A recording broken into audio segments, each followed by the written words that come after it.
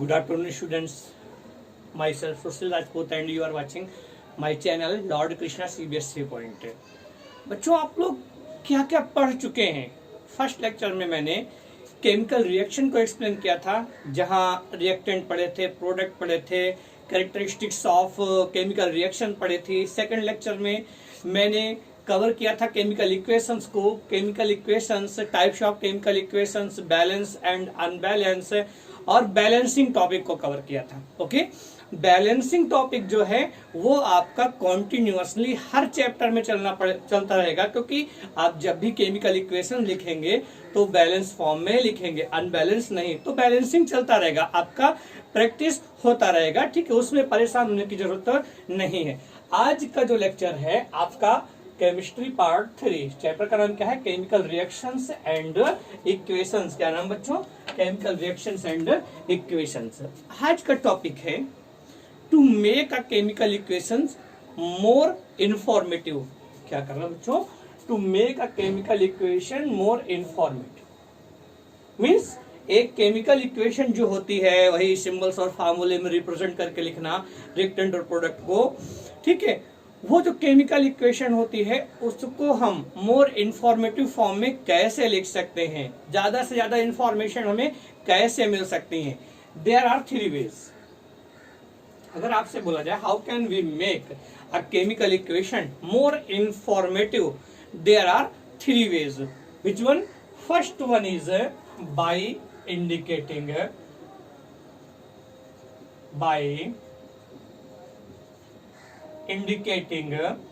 physical states of substances used in reactants and products। क्या है बच्चों? पहला तरीका कौन सा है एक केमिकल रिएक्शन को, एक केमिकल इक्वेशन को मोर इंफॉर्मेटिव बनाने के लिए? First one is by indicating physical states. क्या इंडिकेट करके? फिजिकल स्टेट्स इंडिकेट करके हम इंफॉर्मेटिव फॉर्म में लिख सकते हैं, इंफॉर्मेशन दे सकते हैं। ये फिजिकल स्टेट्स होती कौन सी हैं? There are 4 physical states. कितनी है? 4। आपकी केमिस्ट्री में किसी भी कंपाउंड को आप फिजिकल स्टेट में शो करेंगे, there are 4 physical states. Which one? अगर आपका सॉलिड है तो उसके लिए S, लिक्विड है उसके लिए L, गैस है उसके लिए हम G यूज करेंगे, और एक्वस है, कैसा बच्चों? एक्वस है उसके लिए हम AQ यूज करेंगे। सॉलिड, लिक्विड और गैस तो जानते ही हैं, लेकिन एक्वस क्या होता है? एक्वस बच्चों वाटर सॉल्यूट, जो वाटर से बनता है। किसी में वाटर मिला दो वो आपका कैसा हो जाएगा? एक्वस हो जाएगा। आपके पास पानी में नमक मिला दो, क्या हो जाएगा? वो एक्वस सॉल्यूशन ऑफ NaCl हो जाएगा, ठीक है। तो जिसमें भी वाटर ऐड कर देंगे that will be aqueous solution. These are 4 states. इनको इंडिकेट करके भी हम लोग मोर इंफॉर्मेशन दे सकते हैं। एक एग्जांपल लिखते हैं बच्चों। ये रिएक्शन तो पढ़ चुके हैं कि जब जिंक सल्फ्यूरिक एसिड से रिएक्ट करता है, बन क्या जाता है? ZnSO4, zinc sulphate plus hydrogen gas evolve हो जाती है। कौन सी गैस? हाइड्रोजन गैस इवॉल्व हो जाती है। अब ये जिंक है कैसा? सॉलिड है, तो इसको हम ब्रैकेट में सॉलिड S लिख देंगे। H2SO4 कैसा बच्चों? एक्वस है। कैसा है? एक्वस है, इसमें हम लिख देंगे AQ। और जिंक सल्फेट कैसा है? एक्वस है, इसको भी AQ लिख देंगे। और हाइड्रोजन हमारी क्या है? गैस है, हम यहाँ पे क्या लिख देंगे? G लिख देंगे। क्या लिख देंगे? G। तो ये क्या हुई? ये मैंने इस केमिकल इक्वेशन में फिजिकल स्टेट्स इंडिकेट कर दी। क्या इंडिकेट कर दी? फिजिकल स्टेट्स इंडिकेट कर दी। पहला तरीका है किसी भी केमिकल इक्वेशन को मोर इंफॉर्मेटिव बनाने के लिए। पहला तरीका कौन सा है? फिजिकल स्टेट्स इंडिकेट कर सकते हैं आप, जो भी सब्सटेंस यूज हुए। हाँ, जब भी केमिकल रिएक्शन लिखना आप केमिस्ट्री में कहीं भी लिखना, आज के बाद 11th में 12th में, तो ये जो सब्सटेंस लिख रहे हैं इनके नाम जरूर लिखना है। इसका नाम क्या है बच्चों? जिंक। ये क्या है आपका? है सल्फ्यूरिक एसिड। क्या है बच्चों? Sulphuric acid. ये क्या है? Zinc sulphate. क्या है बच्चों? Zinc sulphate. और ये क्या है? हाइड्रोजन। कभी भी केमिकल इक्वेशन लिखना आप लोग उसके नाम जरूर लिखना। तो क्या हुआ? फर्स्ट वे कौन सा है? By indicating physical states. इसकी एक रिएक्शन हम और देख लेते हैं। Calcium hydroxide. बच्चों इसको बोलते हैं लाइम वाटर। क्या बोलते हैं? Lime water. CaOH प्लस जब इस लाइम वाटर में कार्बन डाइऑक्साइड गैस फ्लो की जाती है। कौन सी gas? Carbon dioxide gas flow की जाती है, तो एक व्हाइट प्रेसिपिटेट बनता है CaCO3 और क्या निकल जाता है? वाटर।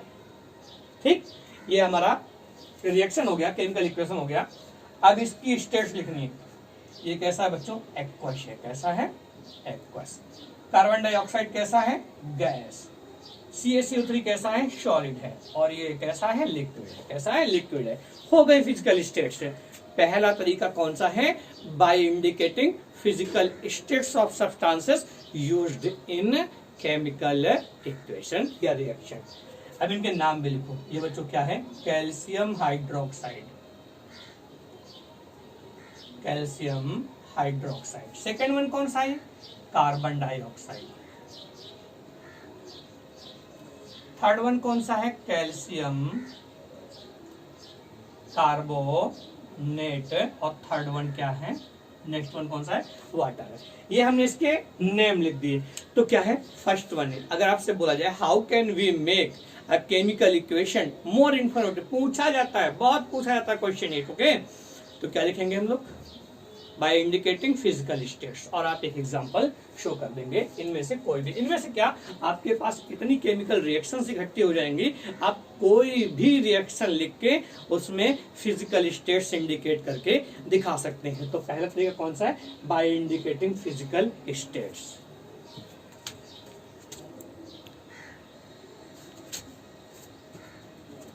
बच्चों फर्स्ट मेथड क्या था?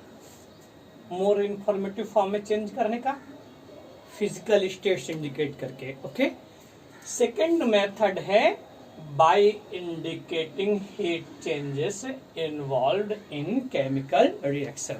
अब हीट चेंजेस हमारी टू टाइप की होती है। जो हीट चेंजेस होगी केमिकल रिएक्शन में वो टू टाइप की होगी। एक तो होगी एक्सोथर्मिक और एक होगी इंडोथर्मिक। कौन सी होगी? एक्सोथर्मिक। तो फर्स्ट टाइप की हीट कैसे चेंज होगी उसकी हम लिख सकते हैं exothermic reaction.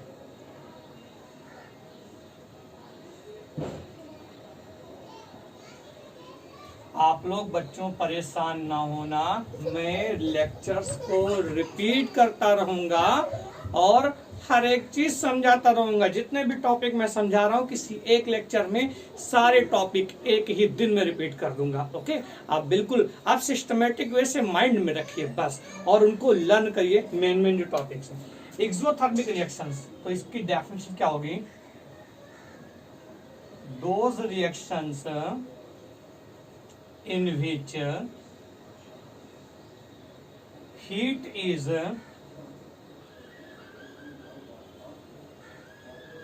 evolved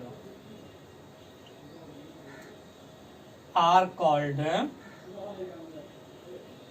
exothermic reactions। क्या होती है बच्चों? जो हीट चेंजेस वाली रिएक्शंस होती हैं ये टू टाइप के होते हैं। एक में एब्जॉर्ब होती हीट और एक में आपकी हीट रिलीज होती है। ठीक है, एक में हीट एब्जॉर्ब होती है और एक में इवॉल्व होती है। ठीक है, दो हमारी होती हैं, एक में एब्जॉर्ब होती है और एक में इवॉल्व होती है। ठीक, ये तो एक्सोथर्मिक क्या होती है? जिसमें हीट इवॉल्व होती है, मतलब केमिकल रिएक्शन की शो, मतलब जब केमिकल रिएक्शन हो रही होती है उसमें क्या होती है? हीट प्रोड्यूस होती है। एग्जाम्पल को देख लेते हैं बच्चों। फर्स्ट एग्जांपल इसका, जब कार्बन ऑक्सीजन से रिएक्ट करता है, मतलब कार्बन की जब हम लोग बर्निंग करते हैं, ठीक, तो क्या बनता है? कार्बन डाइऑक्साइड बनता है और इस प्रोसेस में हीट इवॉल्व होती है, ये हमारी रिएक्शन कैसी है, एक्सोथर्मिक। अब हमने क्या बताया था, इसके पहले क्या इंडिकेट किया था, फिजिकल स्टेट्स। चलो इस रिएक्शन में फिजिकल स्टेट, कार्बन कैसा होता है, सॉलिड, ऑक्सीजन कैसी है, गैस, कार्बन डाइऑक्साइड कैसी, गैस। ये फिजिकल स्टेट्स इंडिकेट कर दी, और इस सेकंड नंबर पे हीट, ये कैसी है, एक्सोथर्मिक रिएक्शन। अब इनके नाम तो आप लोग लिख ही लेंगे, कि हम लिख के दिखाएं आप, कार्बन, ऑक्सीजन और कार्बन डाइऑक्साइड। बी रिएक्शन देख लेते हैं, नेचुरल गैस। बच्चों नेचुरल गैस को मीथेन गैस भी कहते हैं। नेचुरल गैस जब बर्न करती है ऑक्सीजन में, तो बच्चों बनता क्या है आपका, कार्बन डाइऑक्साइड और वाटर, ठीक है, प्लस हीट एनर्जी। इस रिएक्शन में भी हीट इवॉल्व होती है, कहती है इस रिएक्शन में भी हीट इवॉल्व होती है। आप लोग देखे होंगे कि जो हमारे कुछ व्हीकल्स होते हैं, सीएनजी लगी होती है, कंप्रेस्ड नेचुरल गैस। वो नेचुरल गैस हमारी ये मीथेन होती है। जब वो हीट करती है, बर्न होती है, तो बच्चों क्या प्रोड्यूस होता है, कार्बन डाइऑक्साइड और वाटर। इस प्रोसेस में क्या होता है, हीट प्रोड्यूस होती है, और उसी हीट से तो व्हीकल्स चलते हैं आपके। ओके, अब इसकी फिजिकल स्टेट्स क्या हो जाएंगी, this is gas, this is also gas, this is gas and this is liquid. ये क्या होंगी आपकी हीट। सी नंबर पे क्या हो जाएगा, आपकी रिस्पायरेशन प्रोसेस। हम लोग क्या करते हैं, ऑक्सीजन लेते हैं, वो ऑक्सीजन जाती है हमारे बॉडी के सेल्स में, ग्लूकोज होता है, ग्लूकोज के साथ रिएक्ट करके क्या बनाती है, कार्बन डाइऑक्साइड और वाटर बनाती है। वो कार्बन डाइऑक्साइड वाटर बनाने के बाद हीट इवॉल्व होती है, और वही हीट हमारे बॉडी के टेम्परेचर को मेंटेन रखती है। थर्ड रिएक्शन कौन से बच्चों है, ये आपका ग्लूकोज है C6H12O6 प्लस ये ऑक्सीजन जो हम लोग इनहेल करते हैं, क्या बन जाता है, कार्बन डाइऑक्साइड और आपका वाटर। ठीक है, बैलेंस करेंगे इस रिएक्शन को। यहाँ पे कितने कार्बन है, 6, यहाँ पे कितना है, यहाँ 6 से मल्टीप्लाई कर दिया, ओके, और यहाँ भी 6 से मल्टीप्लाई कर दिया, यहाँ भी 6 से मल्टीप्लाई कर दिया, पूरी रिएक्शन हमारी बैलेंस हो गई। प्लस हीट, ठीक है। ये कुछ हमारी एक्सोथर्मिक रिएक्शंस की एग्जांपल्स हैं। अब इनको फिजिकल स्टेट्स लिख देते हैं क्या बच्चों, this is solid, this is gas, this is also gas and this is liquid. ठीक है, दिस इज लिक्विड। ये हमारी कुछ केमिकल रिएक्शंस हो गए जहां हीट इवॉल्व हो रही है। क्या हो रही है बच्चों, हीट इवॉल्व। और जिस केमिकल रिएक्शन में हीट इवॉल्व होती है वो रिएक्शंस हमारी होती है कौन सी, एक्सोथर्मिक। हाँ, ये रिएक्शंस लिख के जितने भी कंपाउंड इसमें यूज हुए उनके नाम जरूर लिखना। मैंने थोड़ा शॉर्ट है इस जगह पे इसलिए लिखा नहीं है, मैं बता देता हूँ। कार्बन और ऑक्सीजन जब रिएक्ट करते हैं तो कार्बन डाइऑक्साइड गैस बनती है, इस प्रोसेस में हीट इवॉल्व होती है, मैंने हीट को इंडिकेट कर दिया। जो एक्सोथर्मिक रिएक्शंस होंगे उसमें जो प्रोडक्ट साइड में प्लस हीट कर देते हैं, क्या करते हैं बच्चों, प्लस हीट। मीथेन गैस और इसे हम नेचुरल गैस भी कहते हैं, ये जब ऑक्सीजन से रिएक्ट करती है तब कार्बन डाइऑक्साइड और वाटर H2O बनता है, इसमें भी हीट इवॉल्व होती है। क्या होती है बच्चों, हीट इवॉल्व। ये भी हमारी एक्सोथर्मिक रिएक्शन है। नेक्स्ट ये ग्लूकोज है, ये क्या है, ग्लूकोज है। ये जब हमारा ऑक्सीजन से रिएक्ट करता है तो क्या बनता है बच्चों, कार्बन डाइऑक्साइड और प्लस ये आपका वाटर है और ये हीट। ये भी आपकी कैसी है, एक्सोथर्मिक रिएक्शन। हीट चेंजेस की 2 टाइप की रिएक्शंस होती हैं, एक्सोथर्मिक और एंडोथर्मिक। आपसे एक छोटा सा क्वेश्चन पूछा जाएगा, what are exothermic reactions, explain it with a example. तो आप डेफिनेशन लिख दो, एक है तो एग्जांपल, बहुत एग्जांपल मिलेंगे अभी। आप जैसे जैसे इस चैप्टर में आगे बढ़ते जाएंगे वैसे वैसे आप लोगों को बहुत सारे एग्जांपल्स मिलेंगे। चलिए थोड़ा और देख लेते हैं इसका बी पार्ट। इसी सेकंड कंडीशन में एंडोथर्मिक रिएक्शंस, कौन से बच्चों, एंडोथर्मिक रिएक्शंस। एक्सोथर्मिक तो हो गई, अब कौन सी है, एंडोथर्मिक रिएक्शन। ये एंडोथर्मिक रिएक्शंस क्या होती हैं, इसका डेफिनेशन क्या होगा, those reactions in which heat is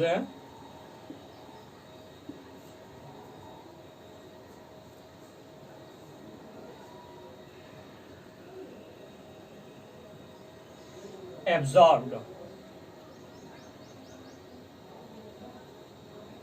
यहाँ पे क्या होती है, इवॉल्व होती है, यहाँ पे एब्जॉर्ब होती है। मींस बिना हीट दिए रिएक्शन हो ही नहीं सकती है। ठीक है, कोई भी रिएक्शन ऐसे रिएक्शन खड़ी रहेगी जब तक आप उसको हीट नहीं करोगे। जब हीट करोगे तुरंत रिएक्शंस आपकी होने लगेगी। दो reactions in which heat is absorbed are called endothermic reactions. क्या होती हैं बच्चों? Endothermic reactions. ओके, एब्जॉर्ब्ड यहाँ पे क्या था, इवॉल्व था, यहाँ पे क्या है, एब्जॉर्ब्ड है। अब इसके भी कुछ एग्जांपल्स लिख देते हैं। मैंने क्या बताया, किसी भी केमिकल इक्वेशन को मोर इंफॉर्मेटिव फॉर्म में लिखने के 3 तरीके हैं।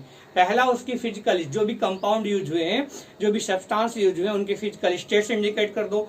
दूसरा क्या है, जो उसमें हीट चेंजेस हो रहे हैं, हीट इवॉल्व हो रही हो, हीट एब्जॉर्ब हो रही हो, ठीक है, इन दोनों में से जो भी हो रहा है वो इंडिकेट करके आप इसको मोर इंफॉर्मेटिव फॉर्म में चेंज कर सकते हैं। अब जिसमें इवॉल्व होती है वो एक्सोथर्मिक होती है, जिसमें एब्जॉर्ब होती है वो हमारी कौन सी होती है, एंडोथर्मिक रिएक्शंस। अब इसके भी एग्जांपल देख लेते हैं। फर्स्ट एग्जांपल है बच्चों, नाइट्रोजन जब ऑक्सीजन से रिएक्ट करता है, ओके, इसको हीट किया जाए, क्या किया जाए, इसको अप्रॉक्स 3000 डिग्री सेंटीग्रेड पे, कितना, 3000 डिग्री सेंटीग्रेड पे इसको हीट किया जाएगा, तो ये बन जाता है नाइट्रोजन मोनोऑक्साइड। और बैलेंस करने के लिए यहाँ पे 2 नाइट्रोजन, यहाँ पे 2 ऑक्सीजन, अगर यहाँ पे 2 से मल्टीप्लाई कर दें, हो गया बैलेंस। ठीक है, ये कौन सी रिएक्शन है, एंडोथर्मिक। एंडोथर्मिक में हम हीट किधर ऐड करते हैं, रिएक्टेंट साइड, और एक्सोथर्मिक में product side. Okay, product side. ये कौन से हो गए, इसको बोलेंगे नाइट्रोजन, नाम जरूर लिखना आप लोग। ये क्या है आपका, ऑक्सीजन, और ये क्या है बच्चों, नाइट्रोजन मोनो ऑक्साइड। ठीक है, ये भी गैस है, ये भी गैस है, ये भी आपकी गैस है। क्या है, तीनों आपकी गैस ही है। नेक्स्ट हमारी कौन सी है, कैल्शियम कार्बोनेट। कौन सी बच्चों, कैल्शियम कार्बोनेट। इसे भी जब हम हीट करेंगे, इसे बच्चों कैल्शियम कार्बोनेट को जब हम हीट करेंगे तो क्या बन जाता है, कैल्शियम ऑक्साइड, और प्लस इसमें कौन सी गैस इवॉल्व होती है, कार्बन डाइऑक्साइड। इसको भी हीट करना पड़ा ना, इसको भी हीट करना पड़ा ना, तो ये भी हमारी कौन सी रिएक्शन है, एंडोथर्मिक रिएक्शंस है। अब इसकी फिजिकल स्टेट्स लिखते हैं। कैल्शियम कार्बोनेट सॉलिड है, कैल्शियम ऑक्साइड भी सॉलिड है, और कार्बन डाइऑक्साइड हमारी क्या है, गैस है। नाम क्या है बच्चों, इसका नाम क्या है, कैल्शियम कार्बोनेट। इसका नाम क्या है, कैल्शियम ऑक्साइड। रिएक्शन लिखते समय इन बातों का ध्यान रखना। ये क्या है बच्चों, कार्बन डाइऑक्साइड। और हाँ, मोर कर्सिव लेटर में मत लिखना, रिएक्शन जो सिंबल्स होते हैं उसी फॉर्म में लिखना। बहुत से बच्चे रॉन्ग लिख देते हैं, जबरदस्ती खींचते चले जाते हैं, कर्सिव में नहीं करना है। सिंपल जो फार्मूला जिसका है उसको वैसे ही लिखना है। ठीक है बच्चों, एक ये रिएक्शन हो गई, ठीक है, एक हमारी ये रिएक्शन। तो ये कौन सी है, ये एक्सोथर्मिक है, और वो कौन सी है, एंडोथर्मिक रिएक्शंस है। कौन सी है बच्चों, एंडोथर्मिक रिएक्शंस। और आपको एक चीज और मालूम होना चाहिए कि जितनी भी हमारी डिकम्पोजिशन रिएक्शंस होते हैं सभी एंडोथर्मिक होती हैं। ये टाइप्स ऑफ रिएक्शंस में हम पढ़ेंगे। यहाँ एक छोटा सा पॉइंट लिख देते हैं, all decomposition reactions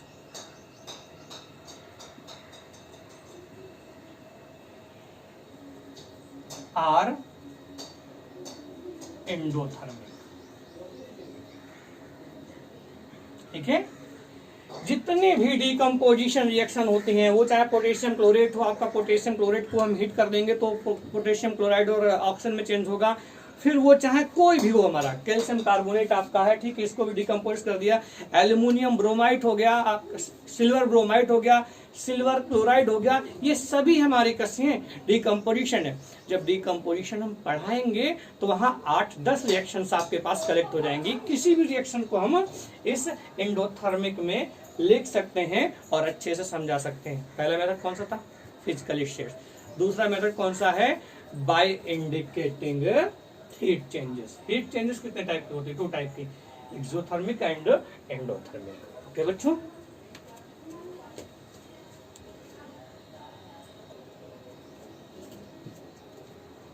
third method कौन सा है, by indicating conditions under which the reactions takes place. ये तीनों चीजें हम किसी केमिकल इक्वेशन में इंडिकेट कर दें तो वो हमारी मोर इंफॉर्मेटिव हो जाती है। कौन कौन से तरीके, फिजिकल स्टेट्स इंडिकेट करके, हीट चेंजेस इंडिकेट करके, और थर्ड वन, जिस कंडीशन में केमिकल रिएक्शन हो रही है वो कंडीशंस भी इंडिकेट करके हम मोर इंफॉर्मेशन दे सकते हैं। इसके एग्जांपल देख लेते बच्चों, कौन सा, एक व्हाइट सब्सटेंस होता है पोटेशियम क्लोरेट, KClO3। क्या है बच्चों, पोटेशियम क्लोरेट है ये।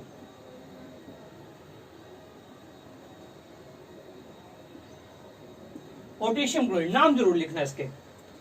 पोटेशियम क्लोरेट को जब, ये हीट का सिंबल है, इसे डेल्टा बोलते हैं केमिस्ट्री की लैंग्वेज में, ट्रायंगल मत समझना, ये हीट का सिंबल है, मींस ये हमारी हीट इसको दी जा रही ना, ये एंडोथर्मिक रिएक्शन भी हो सकती है।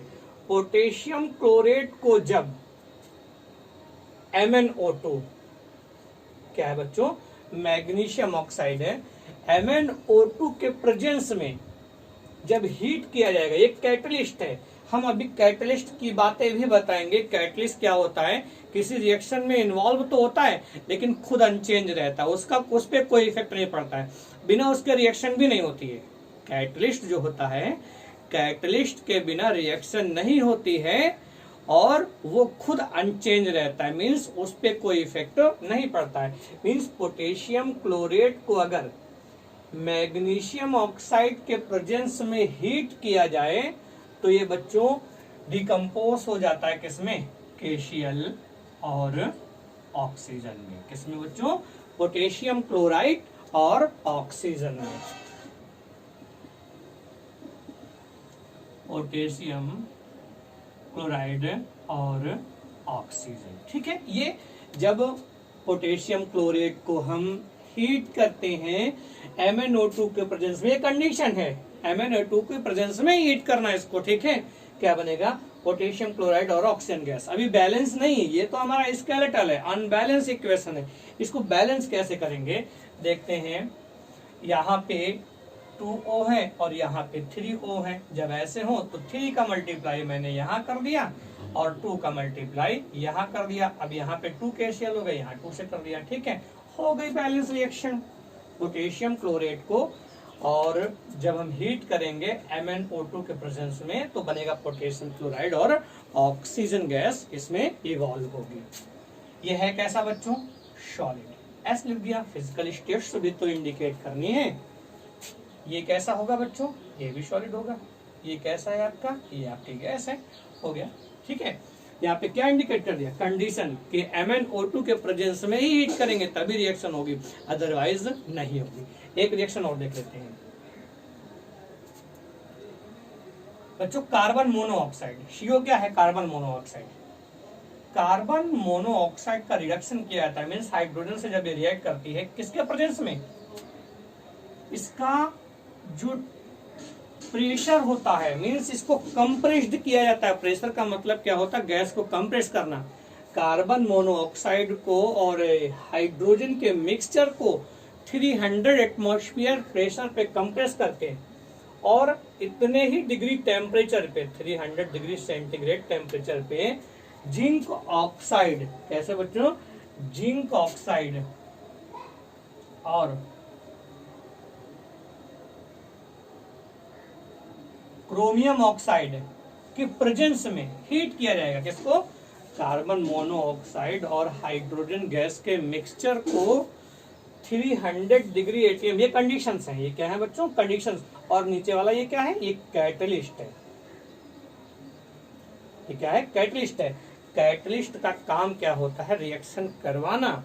उसके बिना रिएक्शन नहीं होती है और रिएक्शन में खुद अनचेंज होता है। हम अपनी जनरल लैंग्वेज में देख लें तो दो बंदे रहते हैं, राम और श्याम, ठीक है? ये दोनों बहुत सीधे हैं, लड़ते नहीं। एक कैटलिस्ट इनके बीच में आ गया जो लड़ाई करवाता है, ठीक? इसकी बुराइयां इससे बताई जाती है।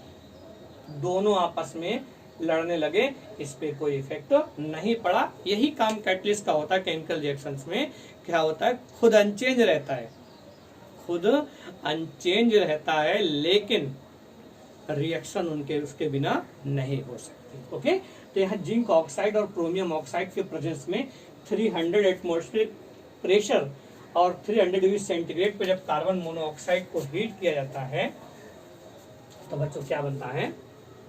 मेथेनॉल बनता है, CH3OH। क्या है ये बच्चों? मेथेनॉल। और एक किस स्टेट में? लिक्विड स्टेट में। कार्बन मोनोऑक्साइड क्या है? आपकी गैस है। हाइड्रोजन क्या है? गैस है। यहाँ लिख देते सबके नाम। कार्बन मोनोऑक्साइड है, ये क्या है आपका? हाइड्रोजन है। और ये क्या बना आपका? मेथेनॉल। क्या बना? मेथेनॉल। दूसरी है, ठीक है? कंडीशंस लिख रहे हैं, किस कंडीशन में केमिकल रिएक्शन हो रही है। थर्ड हम और देख लेते हैं। ये समझ में आई होगी, पोटेशियम क्लोरेट है। और ये भी समझ में आई होगी, कार्बन मोनोऑक्साइड। और तीसरी रिएक्शन हम और देख लेते हैं, फोटोसिंथेसिस रिएक्शन। क्या बच्चों? फोटोसिंथेसिस रिएक्शन क्या होता है? ग्रीन प्लांट्स जो होते हैं कार्बन डाइऑक्साइड लेते हैं एटमॉस्फेयर से, ग्राउंड से वाटर लेते हैं, या जो ऑपरेटर हाउस से ग्राउंड से वाटर लेते हैं। ये जब रिएक्ट करते हैं किसमें? सनलाइट की प्रेजेंस में। किसमें? ग्रीन प्लांट्स जब सनलाइट की प्रेजेंस में कार्बन डाइऑक्साइड और वाटर्स में रिएक्ट करके ग्लूकोज C6H12O6 और प्लस ऑक्सीजन गैस इवॉल्व करते हैं। और किसकी प्रेजेंस में करते हैं? क्लोरोफिल। बच्चों, क्या बिना क्लोरोफिल के फोटोसिंथेसिस रिएक्शन हो सकती है? नहीं हो सकती है। ये क्लोरोफिल क्या है? कैटलिस्ट है। क्लोरोफिल और सनलाइट के प्रेजेंस में ही हो सकती है। अब इसको बैलेंस करते हैं। यहाँ कितने? 6 हैं, 6 है ना? तो हम यहाँ पे 6 कर देंगे। 6 कार्बन यहाँ पे, 6 कार्बन यहाँ पे। हाइड्रोजन कितने यहाँ पे? 12 है। यहाँ पे तो 2 ही है, यहाँ 6 से मल्टीप्लाई कर दो, 12 आपके हाइड्रोजन भी हो गए। अब बात कर लेते हैं ऑक्सीजन की। किसकी बात कर लेते हैं? ऑक्सीजन की। कितने हैं? 6 तो यहाँ पे इन्वॉल्व है, और यहाँ अगर 6 से मल्टीप्लाई कर देंगे तो आपके ये क्या हो जाएंगे? ऑक्सीजन बैलेंस हो गया। ओके, नाम क्या इसका है? Carbon dioxide. ये क्या है बच्चों? वाटर। ये क्या है? ग्लूकोज। और ये क्या है आपका? ऑक्सीजन। अब इसकी physical states, carbon dioxide gas है, वाटर आपका लिक्विड फॉर्म में होगा, ग्लूकोज आपका सॉलिड फॉर्म में होता है, और कार्बन डाइऑक्साइड ऑक्सीजन आपकी गैस। फिजिकल स्टेट से भी इंडिकेट कर दी, नेम भी लिख दिए हमने, और क्या कर दिया? इसमें कंडीशंस भी इन्वॉल्व कर दी। तो आपसे अगर क्वेश्चन पूछा जाए बाय द वे कि how can make a chemical equation more informative या केमिकल रिएक्शन मोर इंफॉर्मेटिव, तो आप लोगों को बच्चों क्या करना है? There are 3 ways to make a chemical equation more informative. First one is by indicating heat changes, second one is first one is physical states indicating, second one is heat changes, and third one is by indicating conditions। ये 3 तरीके हैं। आप कभी भी chemical equation लिखिए तो कोशिश ये करिए कि मोर इन्फॉर्मेटिव फॉर्म में लिखें। अब जब ना मालूम हो तो बात ही कुछ और है, लेकिन अपनी कोशिश तो यही होनी चाहिए कि जो भी केमिकल इक्वेशंस लिखें वो मोर इन्फॉर्मेटिव फॉर्म में लिखें। हाँ बच्चों, ये आपका थर्ड पार्ट है, ये आपका थर्ड पार्ट है, to make a chemical equation more informative. हाँ, ये जो रिएक्शंस होती हैं इनकी बार बार प्रैक्टिस कीजिए, फिर हो जाएंगी। अगर फर्स्ट चैप्टर में रिएक्शंस आप ठीक ठाक पढ़ लेते हैं जो हम बता रहे हैं, हो सकता है वही रिएक्शंस पूरे साल आपको खींचनी पड़े। सेकंड चैप्टर में कुछ यहाँ से मिल जाएंगे, थर्ड चैप्टर में भी कुछ यहाँ से मिल जाएंगे, फोर्थ चैप्टर में भी, मीन्स कुछ ना कुछ रिएक्शंस मिलती रहेंगे। अब अच्छा, थोड़ा हम लोग रिकॉल कर लेते हैं आपका फर्स्ट टॉपिक जो था जहाँ पे कैरेक्टरिस्टिक्स ऑफ केमिकल रिएक्शंस थी। आपसे क्वेश्चन पूछ दिया गया,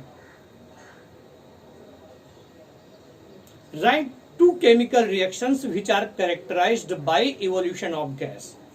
तो अभी आप बताइए कि ये 3 लेक्चर में कितनी गैस, कितनी क्वेश्चंस आपके पास, कितने रिएक्शंस इकट्ठे हुए? क्या इसमें गैस इवॉल्व हो रही है? हाँ हो रही है। मतलब वहां इवोल्यूशन ऑफ गैस की कैरेक्टरिस्टिक्स को पढ़ने के लिए हम इस रिएक्शन को लिख सकते हैं। इसमें गैस इवॉल्व हो रही है, बिल्कुल हो रही है। प्रेसिपिटेट वाला टॉपिक कौन था? प्रेसिपिटेट में तो अभी हमने येलो प्रेसिपिटेट को लेड आयोडाइड का बताया था और कैल्शियम कार्बोनेट का व्हाइट प्रेसिपिटेट बताया था कैल्शियम हाइड्रोक्साइड रिएक्शन में, वो हो गया। ऐसे ही हमारी हीट चेंजेस की तो मिली गई ना, हीट चेंजेस भी था वहां पे जो कैरेक्टरिस्टिक करे, write to chemical equations which are characterized by heat changes. क्या बच्चों? Heat changes. तो हीट चेंजेस वाली भी आपकी मिल गई। तो ऐसे ऐसे जैसे जैसे आप इस चैप्टर में आगे बढ़ते जाओगे वैसे वैसे रिएक्शन का भंडार होता चला जाएगा। यहाँ इस चैप्टर में सिखाया गया है कि कैसे केमिकल रिएक्शंस लिखनी है, किस फॉर्म में लिखनी है, कैसे बैलेंस करना है, ये सारे टॉपिक्स यहाँ पे समझाए गए। ओके बच्चों, फिर हम लोग मिलेंगे नेक्स्ट लेक्चर में जो आपका होगा टाइप्स ऑफ केमिकल रिएक्शंस। और हाँ, ये चैप्टर आपका 5 लेक्चर्स में कंप्लीट हो जाएगा। बुक रीडिंग जरूर करिए, रिएक्शंस आप लिखिए। रिएक्शंस कैसे लिखिए? Potassium chlorate gives potassium chloride oxygen, और उसके बाद फार्मूले लिखिए, उसके बाद बैलेंस करिए। ठीक है, तो इससे आपका बैलेंसिंग भी स्ट्रांग होगा और आपको फार्मूले भी आने लगेंगे। आप बहुत चीजों को बहुत ही अच्छे से गेन कर लेंगे। केमिस्ट्री बिल्कुल इजी हो जाएगी, इसमें कुछ है ही नहीं, बिल्कुल इजी। ओके बच्चों, आज हम इतना ही रखते हैं, फिर मिलते हैं नेक्स्ट लेक्चर में। ओके।